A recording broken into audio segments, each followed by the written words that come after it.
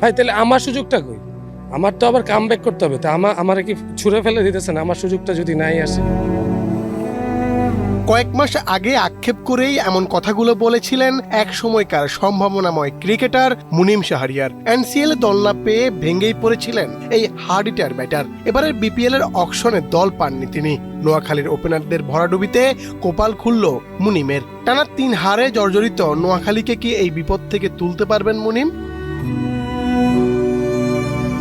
BPL এর 21-22 মৌসুমে প্রথমবার সুযোগ পেয়েই বাজিমাত করেন মুনিম। ফরচুন বরিশালের হয়ে সেবার দারুণ খেলেছেন এই ব্যাটার। টি-20 ক্রিকেটে ক্রিস গেল কতটা বিধ্বংসী তা সবার জানা। সেই গেল স্ট্রাইক দিতেন মুনিমকে। সেবার ভালো খেলেই জাতীয় দলে আসেন এই ব্যাটার। এখানেই হোঁচট খান তিনি। জাতীয় দলের হয়ে 5টি টি-20তে করেন মাত্র 34 রান। এরপর মুনিম ক্রমশ হারিয়ে খুঁজছেন নিজেকে। পদ্মা সেতু, মেট্রো রেল এবং এলিভেটেড এক্সপ্রেসওয়ে নির্মাণের গর্বিত অংশীদার বসুন্ধরা সিমেন্ট। জাতীয় দল থেকে বাদ পড়ার পর ঘরোয়া লিগগুলোতেও সেভাবে সুযোগ পাচ্ছিলেন না মুনিম। যতটুকু সুযোগ পেয়েছেন চেষ্টা করেছেন রানে ফেরার। বেশ কয়েকটা ইনিংসে নিজের জাত চিনিয়েছেন মুনিম। কিন্তু এনসিএল দল না পেয়ে অনেকটা ভেঙেই পড়েছিলেন এই ব্যাটার। আমার যে ন্যাশনাল টিমে কাম ব্যাক করার অপশন হচ্ছে ঘরোয়া লিগ।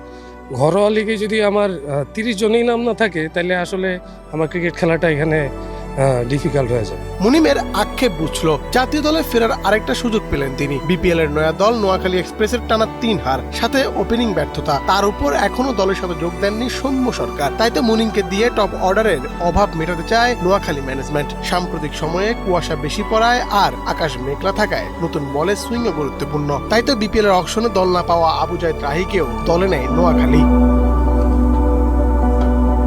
রাহি কিংবা মুনিম দুজনের জন্য মোক্ষম সুযোগ এবারের বিপিএল। প্রতিযোগিতার এই যুগে যে সুযোগই আসবে সেটি কাজে লাগাতে হবে তাদের। তার উপর নোয়াখালীর এমন টানা হারে যদি দলকে জয়ে ফেরাতে পারেন তাহলে ফেরাটা অনেকটাই সহজ হবে তাদের জন্য। মুন্না চন্দ্র দাস, বাংলাদেশ প্রতিদিন।